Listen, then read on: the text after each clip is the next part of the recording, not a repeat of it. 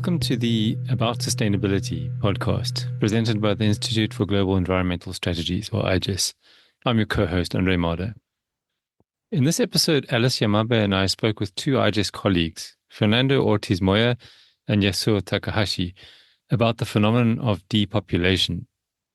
Fernando has been studying shrinking cities, and Yasuo has been doing research on urban to rural migration. So we have two quite different angles on this subject. To many, it may seem counterintuitive to worry about depopulation in a world in which the human population continues to grow.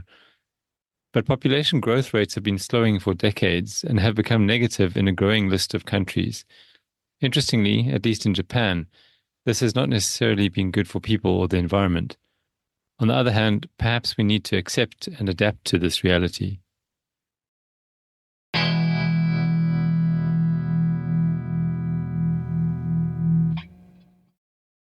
So currently the world, we have already reached 8 billion population. The population of the world keeps increasing. And UN projections are saying that by 2050, we will be close to 10 billion people. So we are going to add in the next 25 years around 1.5, 2 billion more people to the planet. But this growth is not spread equally.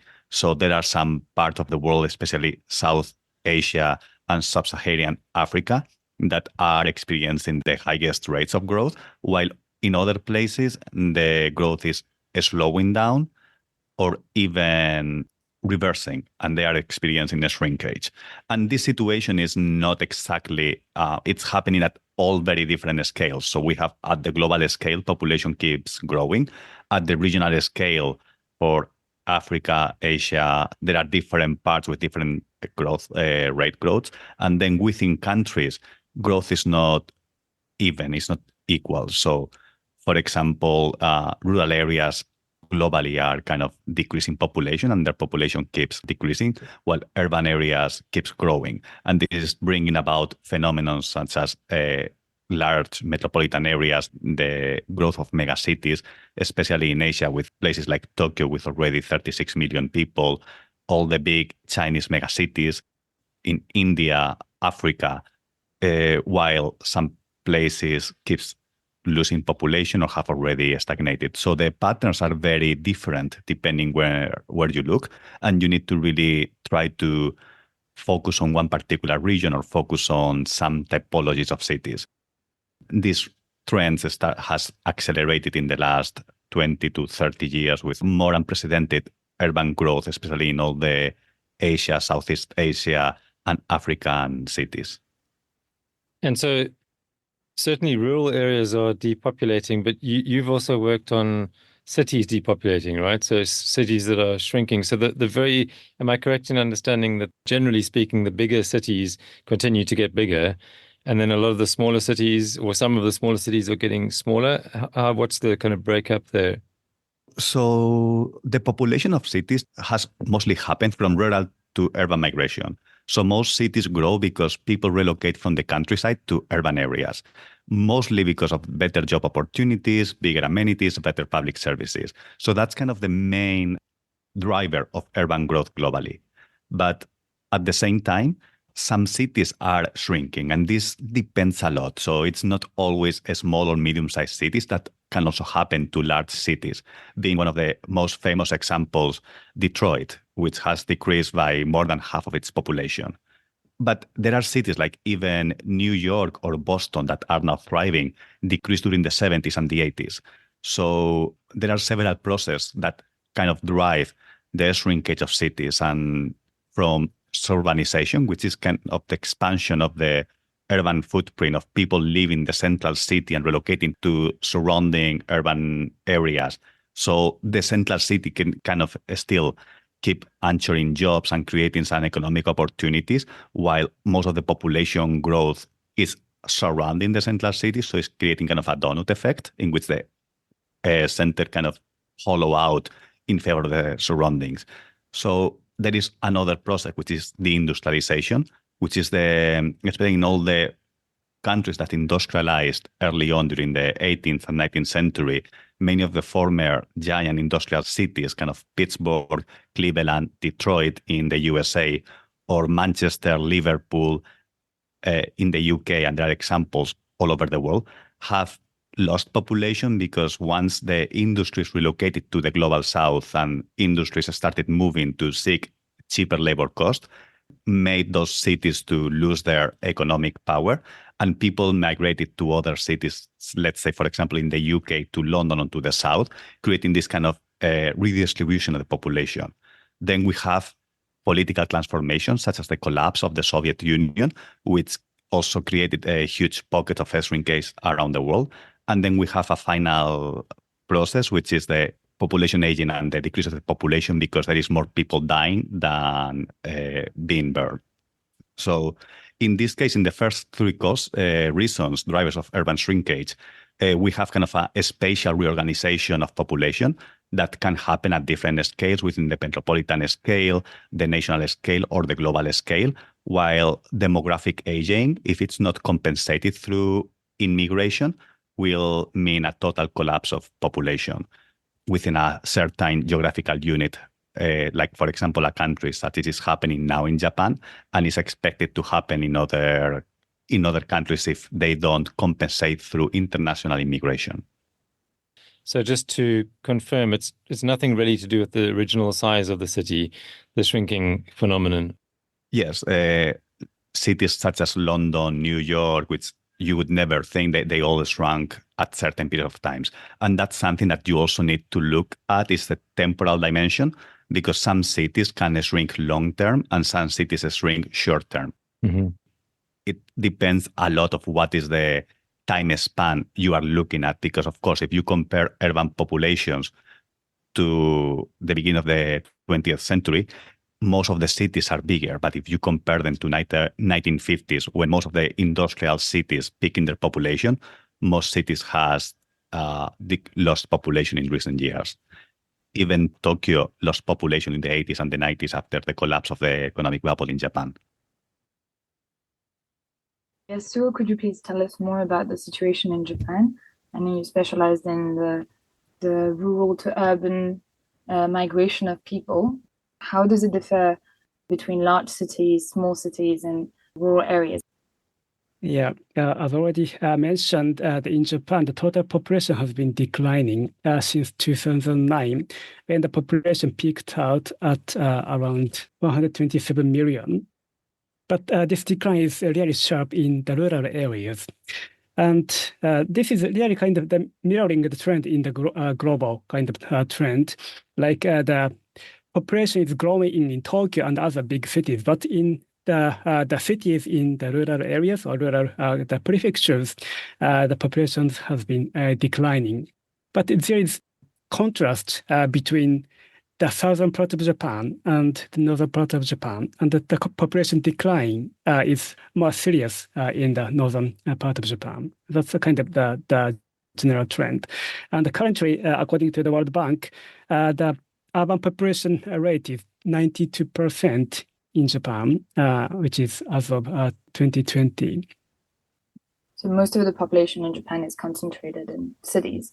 And this trend is continuing, and Tokyo is still attracting a population from rural areas, and the rural cities and municipalities have been losing the population continuously. That's the kind of the general trend in Japan.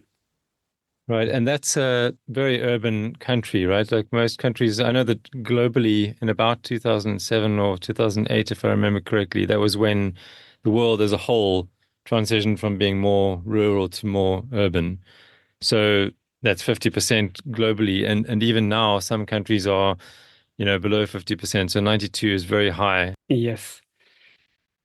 I think Fernando just mentioned very quickly that this sort of aging of the population or depopulation of certain areas could be compensated by migration, maybe from outside. How's the situation in Japan in regards to migration? There are two problems simultaneously happening. As I mentioned before, there is and Yasuo has mentioned, is the redistribution of the population within Japan's territory. So the Tokaido megalopolis which is the chain of cities stretching from Tokyo to Osaka, including Nagoya, which hosts most of the country's population. And even, as Yasuo has mentioned, Japan's population peaked in 2008 and has been decreasing ever after. Between the 2010 and the 2020 census, the Tokaido megalopolis population increased by more than 500,000 people in a country that was losing the population, while the prefecture outside of the Tokaido megalopolis lost almost 3 million people. And this is driven because in Japan, the total fertility rate has been under replacement level since 1975. So you need 2.1 children per women in reproductive age to keep your population stable. That's replacement level. Everything below that 2.1 children creates a total net population loss. And in Japan, birth rate has been below that threshold since 1975. So there's been already decades of population and their replacements. So of course, the other phenomenon that happened in Japan is like due to quality of life expectancy has been growing as well. So the effect in the total population of the country hasn't been felt until many years later, once the people started dying because they are already very, very old. I think Japan's life expectancy is one of the top 3 in the world. So there's been that turning point in which there was one first stage in which the population continued growing because the number of births was still more than the number of deaths, regardless to being below replacement level. And once that thing shifted was in 2008, and the population has been decreasing. And of course, it has affected mostly to peripheral regions. And the decay of peripheral regions of all the Aomori, Hokkaido, Ishikawa prefecture, of these rural areas, it's a phenomenon that started in the 1950s.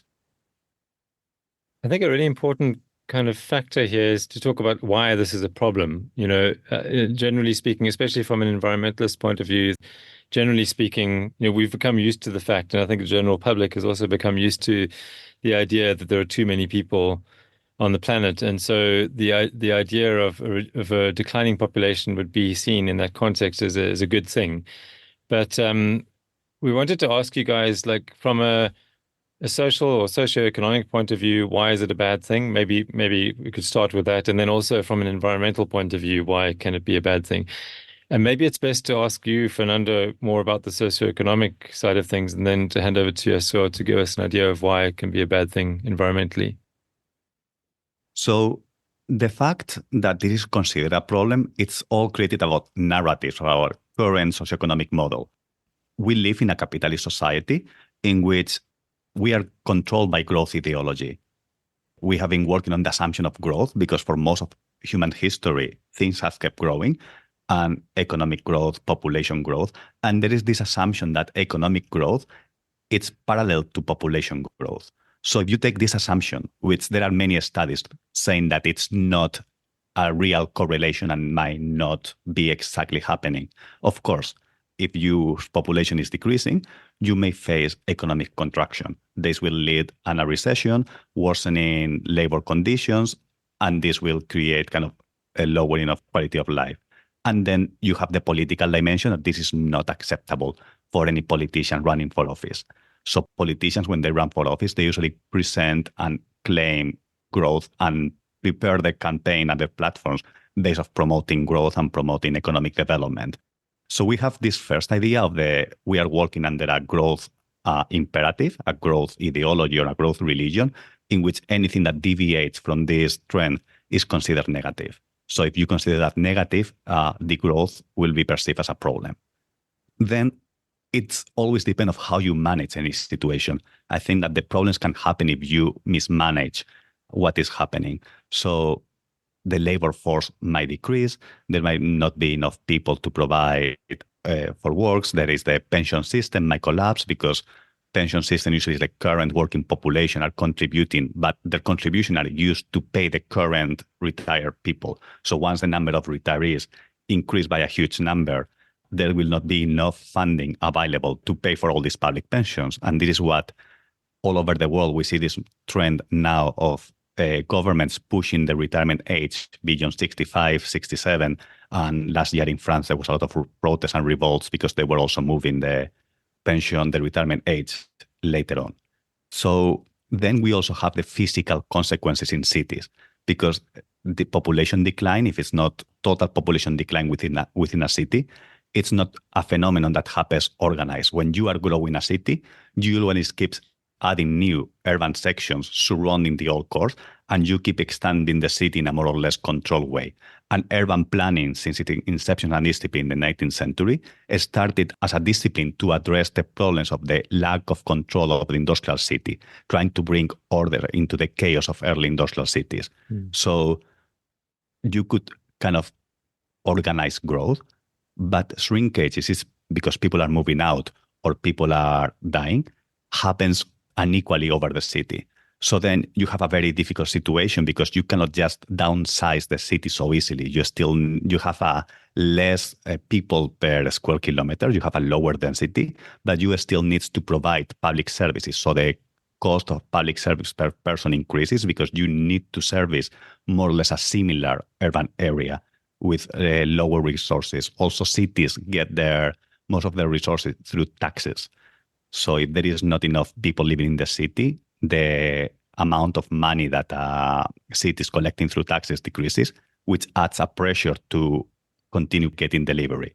So unless you start planning in advance that you try to address these issues, it can create problems. So again, it's a matter of how you confront the problem, of how you perceive, if you perceive as a problem or as an opportunity to improve the condition of the city and to create something new. Mm-hmm. And from a social point of view, I can imagine also if you're one of the people left in the neighborhood, which is being slowly vacated, then number one, it's going to be less livable because all, your friends and relatives are kind of leaving the area, but also your property value decreases and you're kind of eventually you reach like a threshold, right, where it's no longer worthwhile staying there anymore. Yes, and one of the key issues as well is like usually the people that move out are those with the higher level of skills and the most education and that are more mobile. So usually what this also creates is exacerbates poverty levels within the city because the people that could move away are moving away. So it's those most disadvantaged, the ones that remain in the city are the ones that cannot afford themselves to go to somewhere else seeking better opportunities. So it creates a vicious spiral if you don't address the issue, the city slowly collapses because, as you mentioned, the property values will decrease. So there will be less incentives to invest in the city. So there will be less property tax paid, which are usually linked to property values. And the people that remain will be those that requires public services and public assistance for their livelihood. So the overall quality of the life of a place will deteriorate to an extent that also creates imaginaries of doom. You have the example of, for example, Pittsburgh in the 50s, in which the architect Frank Lloyd Wright said that it would be cheaper just to vacate the city and let it die than to try to save it because the shrinkage. And back in the 50s, Pittsburgh it was showing signs of being an all-industrial city with a lot of pollution and many issues and was showing early signs of shrinkage. And there was already this kind of idea of like, is it worth being saved? Mm-hmm. But on the other hand, you also have other values like place attachment, which people are attached to their land, are attached to their homes. And the older you get, it gets more difficult to move to a new place. So it gets a very hard to address problem because you have economic factors, social factor, and cultural factors, with also the loss of traditions, the loss of culture. We are seeing in Japan how many of the traditional festivals are being cancelled because there is no longer enough population in rural areas to keep conducting those activities. And then from an environmental point of view, I mean, maybe after Yasuo has answered this question, it might be interesting if you have any sort of city-related environmental consequences. But I guess the environmental consequences are more in rural areas, right? Yeah, so it's more a case of like what's happened, especially in places like Japan, what's happened when rural areas have been vacated and what's been the negative environmental consequence. Because there again, I think a lot of people would think that that's great, the fewer people there are, in rural areas, the more likely nature is to kind of come back and biodiversity to increase. But that's not really necessarily the case, right? Yeah, we have been experiencing the population decline and urbanization in parallel. This means that rural municipalities have been losing the population rapidly. And in some cities, there is a projection that, for example, the farmers in that area will become half in 10 years after now. That means the farming production, the food production declines by half in 10 years. And that has the very strong implication to our food security, but also has very strong implication to the environment, because historically the farmers and other people engaged in the primary sector has been using natural resources by maintaining the relationship with nature. Sometimes the species, endangered species, have the habitats in this the human-mediated landscapes. So if the management by farmers and fishers in these lands and seas decreases, the habitats for this kind of species will decline. And good examples are like the crested ibis, which is now only in the southern island of Japan, which went extinct decades ago because of this problem. And the similar situation is actually faced by several other species in Japan. Because of the decreased primary production in Japan, we need to rely more on the imported products, mainly from the developing countries, which sometimes degrade the ecosystem and biodiversity in the production countries. So these are going on in parallel, degrading the ecosystems in different parts of the world. Does that not also happen the other way around though? Because like if imports are a better option, let's say because they're cheaper, for example, that means that so increased imports can actually drive rural depopulation rather than the other way around, right? As well. So are you saying that it's more a case of there's less farming in Japan and therefore more imports, or is it more imports therefore less farming in Japan? I think it's like the relationship between the chicken and the egg, just in parallel as the positive feedback mechanism. Mm-hmm. Yeah, I guess it's difficult to trace as well. So just to clarify the actual kind of mechanism behind that, if I understand correctly, in Japan and places like Japan that have been settled for a very long time, these ecosystems have been created over thousands of years, right? It's in the millennia timescale, on the millennium timescale. And therefore they've kind of generated their own kind of suite of species. And in addition to that, if I understand correctly, the forest in Japan is kind of less biodiverse than these ecosystems. So if these ecosystems like paddy fields, for example, are abandoned, then they're eventually overtaken by forests and forest species. So it's good for forests and forest species, but there's fewer species overall. Is that more or less correct, or am I missing something? Yeah, I think it really depends on how it depends on transition of the abandoned lands after the abandonment. Quite often, these abandoned lands are replaced by vegetation of the invasive species from other countries. Uh-huh. So this really critically degrades land and biodiversity in these areas. But the succession really depends on the location of the field, which is abundant, condition of the soil or maybe climate. And surrounding vegetation, right? If surrounded by forest, then the forest will probably pull in. Yeah. Mm-hmm. So if we presume that the abandoned lands will be rehabilitated by the original the species, maybe it can be positive for the natural environment, but it's not going in that way. I thought that the fact that the depopulation of certain areas might actually have some negative impacts was really interesting, especially considering that at the macro level, we keep hearing, as Andre mentioned, we keep hearing about the fact that the overpopulation drives overshoot. So what is your answer to that? I mean, how do you think we have to tailor the policies regarding population in each area, and how can we do that? Are there any successful examples? What is the best population level for any area? Is there, I mean, I heard some researchers talk about the fact that at a planetary level, we should maintain a population level of 2 billion people, and that would be the only sustainable way for us to consume the resources within the planetary boundaries. This is not taking into account all the potential other impacts that we discussed that are already happening in Japan. So do you have any ideas regarding that? Yeah, that's really a difficult question to answer, actually. The population cannot keep growing, and we cannot stop declining population. But I think we have to have some strategy for soft landing of this situation. And in the beginning of the 20th century in Japan, we had 50 million people, and which rapidly grew after the World War II, and then peaked out in 2009. And inevitably, we're going to have to face some issues of the rapidly declining population.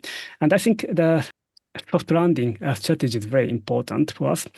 For example, as I mentioned earlier, and about the land management, we perhaps need some intervention to kind of recover abandoned land to nature so that we can just maintain or increase the natural areas where we shrink our population and the area we use. Because also the population is skewed to the urban areas and the less population in rural areas. This really causes a problem. So it's going to be good to have some strategic intervention to kind of balance the population between the rural and urban areas so that the rural areas can also implement forward-looking strategies for the soft landing of the population. And I saw a really good case. This is really popular in Japan from Toyoka City in the Hyogo Prefecture, where because of the rapidly shrinking population, the mayor at that time developing and implementing some strategy for maintaining the population. And now the population in this rural town has been steadily but slowly increasing from that point. And the strategy was to attract the females in a relatively younger age to maintain the population. And they're very good in making that strategy. And they identified that it's very important to have the cultural attraction for the females in that age so that they can move to the town from other areas. And with that, they focused on the developing some trainings for the performing arts. And out of that, they now have the Professional College of Arts and Tourism, which have many students from outside. And with that, they have been attracting the students from outside. And then after they stay, some of them stay in the area and also attract tourists from outside. So they have been implementing this transition strategy to maintain the population in the area. And also this Toyoka City is very popular for its successful case in the rehabilitation of a wild stock by implementing the organic practices in the paddy fields in that area. So this is one of the most popular cases in Japan in making and implementing the transition strategy for the declining population. And do you think this successful case can be expanded in other places? I think this can be, done in other areas, but because they usually rely on local unique resources to attract people from outside, so different areas need different strategy and different kind of focus. And because the entire population in Japan is declining, not every city can do this, and some cities cannot avoid shrinking population. And what about since the COVID pandemic, the shift to using Zoom and other applications for conferencing and meetings and that kind of thing? I mean, that's been quite a revolution. Has that, and I know also just here in Hayama, where both of us live, there's been quite a rush of property purchase since the pandemic, and people mostly from Tokyo coming to settle here because they don't need to be at the office as much as they used to. Has that, and do you think that has the potential to have a big impact on people moving to rural areas? Yeah, I believe there was really substantial impacts on the people's the preferences moving to the rural areas. And I did my study in Hokuto City in Yamanashi Prefecture, which experienced increasing number of migrants from urban areas after the COVID-19. And I think because now we have the option to work at home, so it's going to be easier for many workers to work at home, even in the rural areas. So people would have more options to do so. But I think actually the Cabinet Office of the Government of Japan carried out a survey of the intention of urban youth to migrate to the rural areas. And actually because of the COVID-19, the number of young people wishing to work in rural areas increased. But I think now the situation has kind of came back to the previous status, so maybe. Mm-hmm. And now we see many people in Shibuya or in other big cities in Japan. We see many people in the commuter trains. Mm-hmm. So if there is a kind of focused efforts, for example, by the government or by the companies, maybe we can still maintain this trend of the urban to rural migration if we have kind of focused efforts and strategies to do that. Fernando, just looking at cities in particular, are there successful cases that you know of where the shrinking city phenomenon has been able to be reversed? And if so, what kind of strategies can a mayor or a city manager look at to kind of remedy that situation? Yes, I think the first point here is to discuss what it means success in coping with the shrinkage. If we are going for the dominant discourse of we are trying to attract population and we are trying to go back to growth, as assuming that shrinkage is bad and growth is good, then there are some examples in the UK or in Spain. For example, the city of Manchester in the UK or the city of Bilbao in Spain. And focusing on the city of Manchester, it's very interesting because Manchester was the first industrial city. The industrial revolution basically happened in Manchester and was one of the booming towns during the 19th and early 20th century. And its population peaked very early on. Being one of the first industrial cities also made Manchester one of the first shrinking cities. Mm-hmm. So its population peaked early on in 1931 at over 750,000 people and declined ever after. So it bottomed in 2001 and 392,000 people, which is almost half of its population at its peak. So the traditional industries of Manchester, especially cotton manufacturing, starting booming especially after World War II, because the lack of trade made other centers to start doing cotton production. So the industries in Manchester declined. And then Manchester has an inland port, and the use of containers for trade made that the large vessels couldn't go any longer to Manchester port. So that really killed all of its industry. And Manchester became, most of its population migrated. There was also slum clearance programs in which some of the population was relocated to new towns, trying to get rid of the Victorian city, which was also deemed as something negative for more modernist, Le Corbusier style kind of housing. And Manchester epitomized all the evils of shrinkage, high unemployment, high delinquency, high deprivation. And then the city, since the 80s, started a very aggressive project of urban regeneration, trying to bring back knowledge industries, trying to transform all the industrial spaces and trying to create these new lifestyles.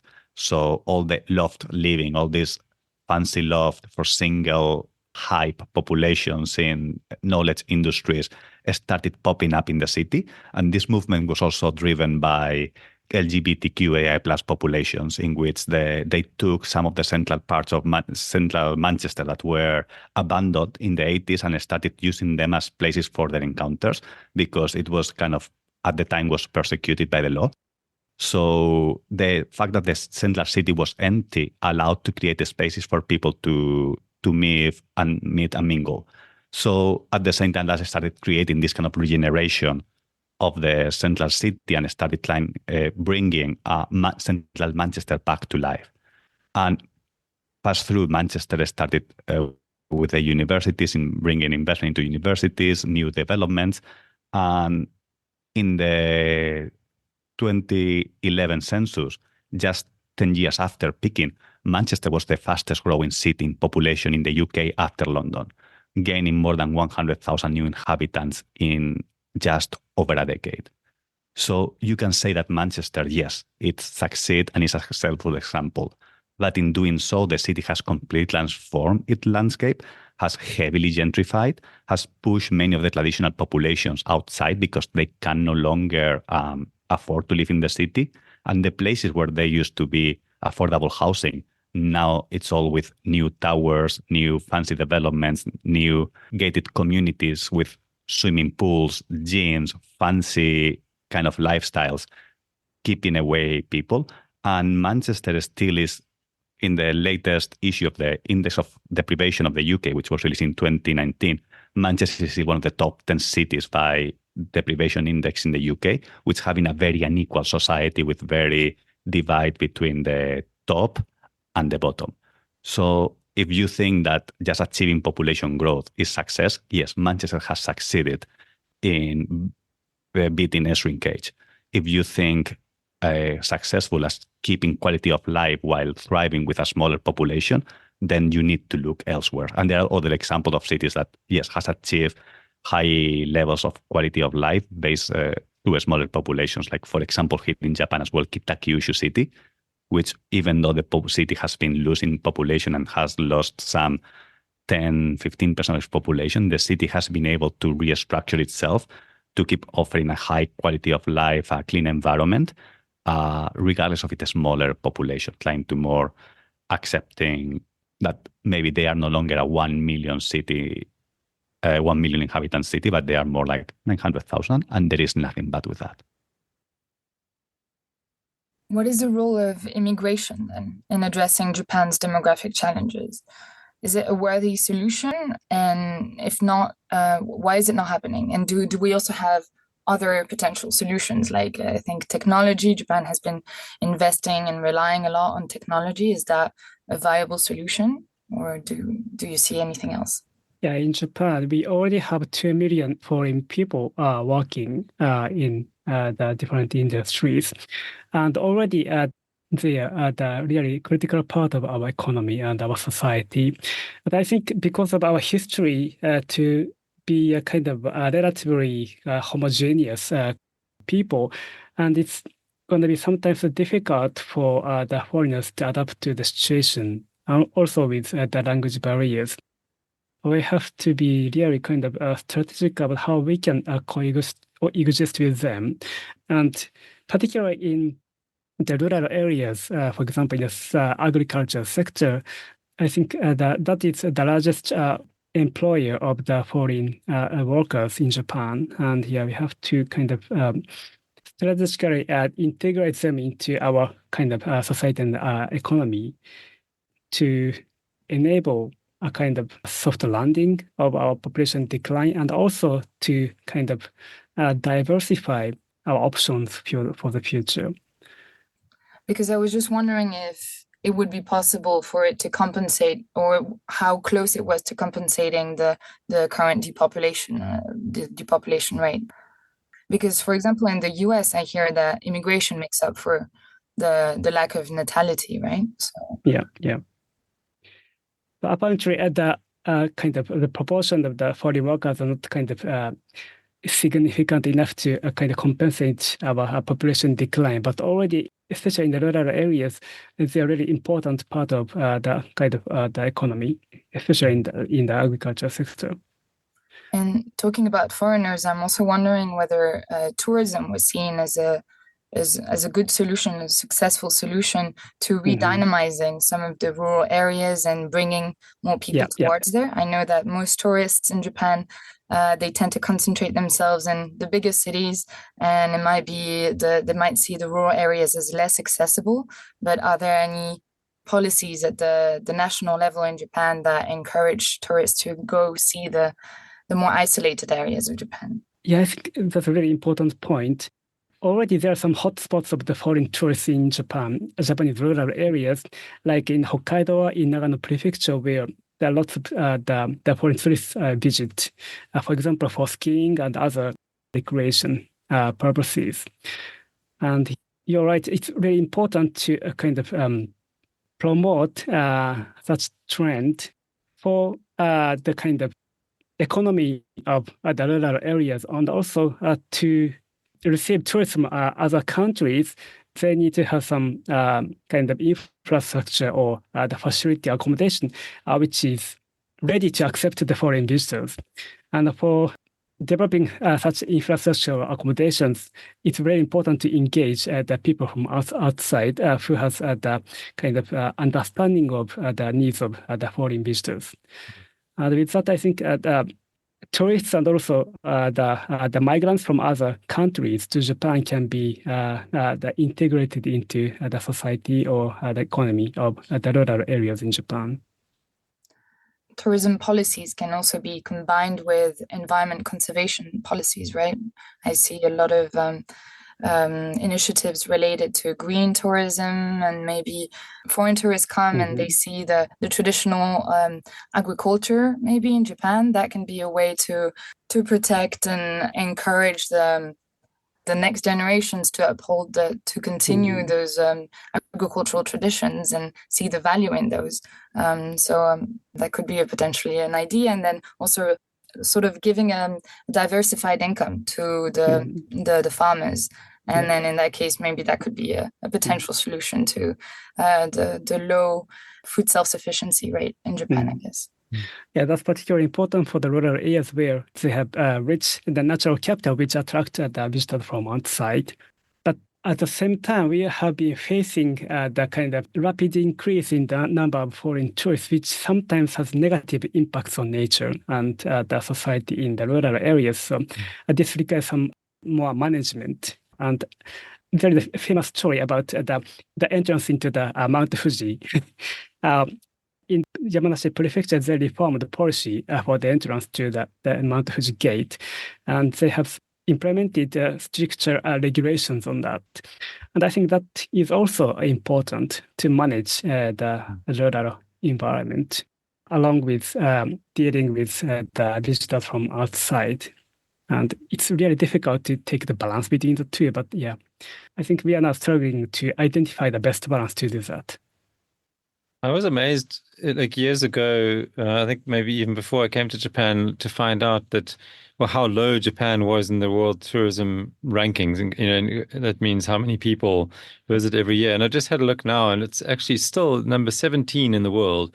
I would have thought it was at least in the top 10. And that position has not really changed very much in the last sort of 5 or 8 years. And it's even below Abu Dhabi. I'm not sure why Abu Dhabi is given as it's not a country, it's an emirate. But it actually makes me think, because just before that, I was going to mention that the Emirates is one country where this whole idea of integrating a foreign workforce, I mean, it's probably the most extreme example in the world. More than 50% of the population are foreign laborers. And that's really a huge part of the reason why that country, Abu Dhabi in particular, but Dubai and Sharjah and others as well, a big part of why they are as successful as they are. So kind of maybe more of a statement than a question, but it's just interesting how that country has made foreign immigration and tourism such a huge part of its economy. And Japan, with so many incredible tourist spots, Mount Fuji is, everyone descends on Fuji, but and so there's thousands of people a day, right? But if you go, 50 kilometers away to an equally beautiful mountain, there's nobody there. So, like you said, I think Yasuo, it's a big part of it is about managing the situation and just channeling people in the right direction, right? You're right. It's really important to diversify the destination for the foreign tourists, and which also contributes to the economy in the shrinking the rural areas in different parts of Japan. Yeah, I think now we have the problem of the overflowing tourists in some spots because of our low capacity to receive tourists in a small number of options. So by kind of increasing the number of options or destinations, the situations can be kind of mitigated to some extent. I think now Japan has a digital nomad visa, right? They introduced. I'm not too sure about the details of that, but I thought that could be potentially combined with the Ministry of the Environment's policies on encouraging remote working or workation in their national parks, I think. So that can be potentially an idea for digital nomads to go and spend time in Japanese nature. Yeah, sounds great. Maybe you can propose that to our government. Yeah, basically, the government is working in silos, so it's we have to kind of overcome that barrier. But yeah, there is high potential to kind of integrate digital nomad visa policy and also the promotion of the rural destinations for a kind of visitors from outside Japan. Fernando, did you want to add anything about this question about immigration as a means of addressing Japan's demographic challenges? I think that immigration is something that is on the side of the discourse, while Japan is basically still trying to promote birth rate. Because if you see the political and news debate surrounding the issue of Japan, most of the debate is around the lack of children being born to Japanese couples and how to promote the birth rate, with heavyweight political figures saying that traditional families has to be protected and trying to bring people back into to procreate and to have more children, which is something that the government is very actively trying to promote. But also, according to government's own studies, it was reported by Kyodo News in January this year that a survey of the Japanese government showed that 1/3 of Japan's unmarried people has never dated in their life. So we are having these issues, like there is no desire in Japan whatsoever, or there is a lower desire of trying to marry. And that's why when we start looking into some of the solutions that the government is proposing, we know that it was reported last month that in June that the Tokyo metropolitan government is launching a dating app to try to promote marriage in Tokyo Prefecture, to therefore increase the number of children being born in Tokyo, because in Japan, having children outside of a marriage is very, very small percentage of the children. I think it's 1% or so. It's almost non-existent. So therefore, the government is now trying to bring to a market saturated by private companies with Tinder and many other local apps, trying to make people date, and doing it in a way that in which you even have to submit your tax certificate to prove your income level, as well as trying to show your My Number card to get the app working. So the government will have all your data, as well as which kind of partners you are aspiring to have. So we can see how this most of the policies are being directed at bringing more children to the world, and more of the discourse is about trying to bring birth rate, and the government is trying to achieve replacement populations back by 2050. All these efforts are being launched, and very unfortunately, in 2 years, there will be the year of the fire horse, which according to the Chinese zodiac tradition is a year in which it's not lucky to have children. And when this happened 60 years ago, even in the times of high birth rate, the birth rate plummeted during that year in Japan.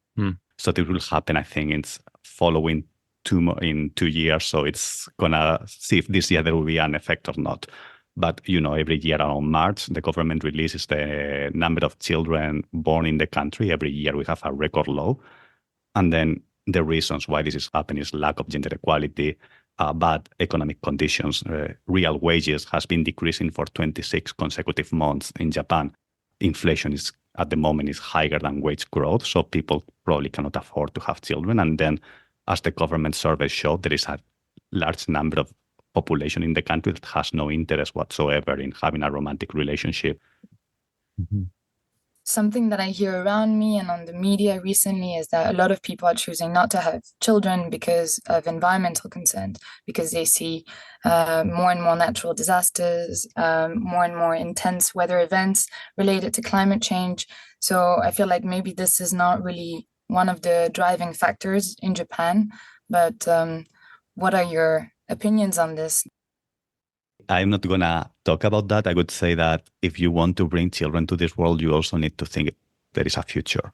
Mm-hmm. And this goes around environmental factors, socioeconomic factors. If you think that your children might not be able to afford the quality of life that you had, your children might not be living in a peaceful world with a safe environment in which the air you breathe is clean, the water you drink is clean, in which you are not facing typhoons, natural disasters created by climate change day after day, maybe you will want to bring children to this world. But if you have no hope for the world, even for yourself, why are you going to bring someone else to this planet? I think that's interesting, no? Because I feel like it's kind of taboo sometimes, especially in our industry. But at the same time, I feel like a lot of people, they care most about what happens to their children. So maybe if they have children, then they'll make sure that the environment that they leave for their children and the future generations will be habitable. And so maybe they'll take it more personal. So I feel like, yeah, obviously it's a personal choice, but I just feel like some people, they suddenly have more of an environmental awareness once they start having children. So that might be something to consider as well. I don't know what you will think about this. Yeah, that's also true. I mean, if you have a reason to fight for future generations, because sustainable development, the definition historically is to try to make a development model that will not impact future generations. So the question is whether we have reached the turning point in which people has hope or has no hope. And I think there is we all know this pyramid of needs in which you have to first take care for your most basic needs. And as the current cost of living crisis keep making people more harder to find shelter, to rent a place, to feed yourself, it gets everything harder thereafter. So maybe environmental concerns might also fall lower in the scale, because if you are having, you have a house, I mean, I don't mean luxury house, but if you can pay your rent, you can pay your food, you can have the quality of life that kind of is expected or that you've been fed through media and all these kind of receptions that you are getting, of course, you are going to be more willing to create a future. So it very much depends of how the whole planet is going. But also when you go into the news, you see the war goings, the climate change related disasters, you then have the news about the inflation. You go to the supermarket, you realize that your 1,000 yen doesn't buy yourself as much as it used to buy. Your company is not giving you wage increases, and you are year after year, you are losing purchasing power. So your whole world becomes more gloomy. So therefore, yeah, you have less energy to go out, which is also expensive. If you are in the dating market, you have to go out, and there is this kind of cost of living, of trying to. Now there are many places in Tokyo which they charge you for a coffee 800 yen, which could be equivalent of around, if you think in dollar terms, due to the collapse of the currency is not so much, but this is already a significant part of one person's disposable income. So everything started spiraling down and might hinder the possibility of bringing birth. And I don't think that having a smaller population is a problem. It becomes a problem when your only solution is trying to increase such population. And then all your measures are targeting to try to bring more children and increase birth rate, because then you are closing windows of opportunities to try to manage the soft landing that Yasuo was mentioning before, of trying to bring your cities and your society into a smaller population. Because not so long ago, Japan was 50 million people, as Yasuo said, and the world's population has been growing very quickly in the last 50, 60 years.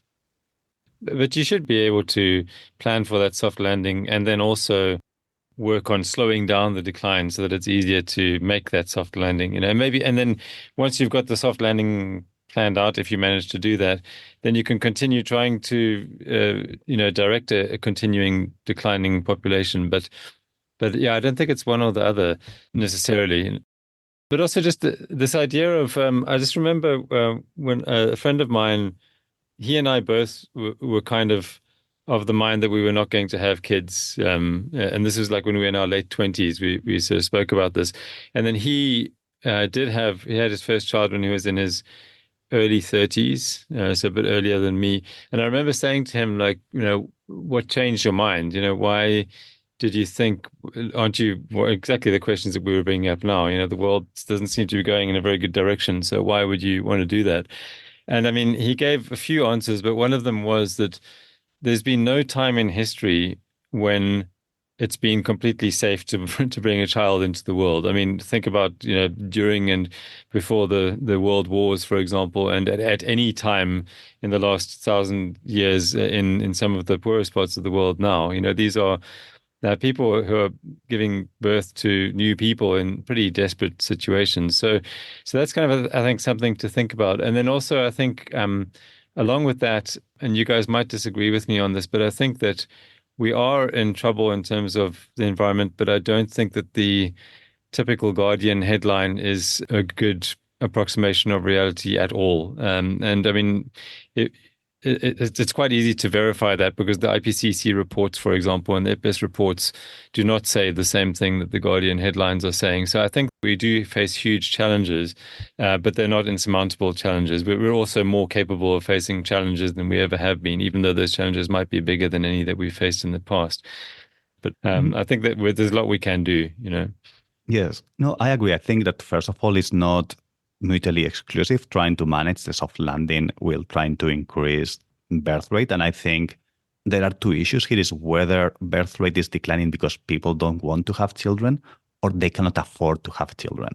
Mm-hmm. Because if one thing that is pushing you out of have children is like you simply cannot afford, you don't think there is enough public services to have children, then the government really needs to fill the gap and trying to address that issue. Because if there are not enough kindergartens, there is not enough good quality education, and you know that your children is going to be able to find an affordable childcare facility, and that means that either you or your husband, in Japan mostly women's, but in anywhere else in the world or in many places, it would be either one of the two parents will need to slow down their career, then that is an issue. If the issue is like people simply choose not to have children, that I think that's also up to their own personal choice, and you can apply both cities. And as you mentioned, probably the world has been, the end has always seemed near throughout history of humanity. Mm-hmm. So there is a book that goes about events in human history that always was seemingly that the world was coming to an end: the collapse of the Roman Empire, wars, pandemics, like although there was pandemics even before throughout history, fires, disasters, but also the kind of current online economy. This gets more exacerbated. We are living in this called attention economy, in which you need to grab the attention because you need the revenue through advertisements, and you need more and more the clickbait news. So if you offer an article saying a balanced view between different perspectives, maybe you're not going to get that many clicks, so your revenues will decrease. And you need to grab the attention of the people, and what's better than create many sensationalistic news? And then you go into the echo chambers that are social networking with, they just feed you things for engagement. And the thing they are feeding you are either things that are going to make you angry. Probably they know, I mean, through these algorithms, they know your political views and your views on issues about every other issue. So they feed you with news that are going to either keep you engaged through making you angry and getting into endless online arguments about trivial things, or also the same echo chamber in which you just hear everything you want to hear. And you get also engaged because you have with everybody saying, yes, girl, this is what we have to do. So in the end, we are losing the nuance. And maybe one of the aspects that might be influencing is the growth of social media and internet, and maybe online dating might also have an effect, because then you don't have the need for commitment because you have this endless market of endless possibilities in which you can always what if there will be something better? Do I really get to know the person? Oh, someone else has liked me on Tinder, so maybe this other person is even better. So there is also not much incentive, because also these companies that are feeding you possible candidates for your romantic life keeps feeding you endlessly, because you have to pay subscription. So if you stop the subscription, the revenue system finishes. So then they lose their market. Then you have an economic system that reinforces this kind of lack of commitment.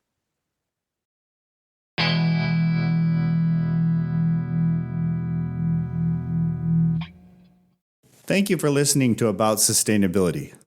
Please subscribe at podcast.iges.jp or search for About Sustainability wherever you normally get your podcasts. If you've got feedback, you can review us on your podcast directory of choice or reach out on Twitter at IGES_EN. About Sustainability is produced by the Institute for Global Environmental Strategies. Any views expressed during the podcast are those of the speaker at the time of recording and do not necessarily reflect the views of IGES. Thank you for choosing to spend your time with us. We don't take that lightly, and we hope you'll join us next time.